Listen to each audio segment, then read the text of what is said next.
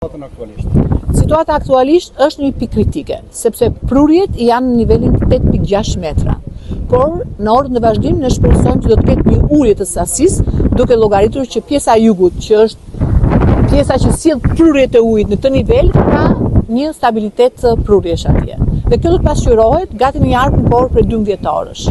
Ka patur dëme, ka patur evakuime, pak deri në këto momente? Kemi në një zonë risku 6 familje që në rast se do të kaloj kjo pikë më shumë se 8.6 do të evakuohen, por deri tash janë 13 familje të cilat kanë qenë të gatshme të largohen nga zona që mund të paraqiste risk në mënyrë që mos t'i evakuonim në një situatë më emergjente. Do të ndodhet bashkë, por bashkëpunim dhe me policinë. Po që prej orëve të parë të mëngjesit. Po dhe strukturat e policisë të drejtorisë vendore janë të gjitha në gatishmëri.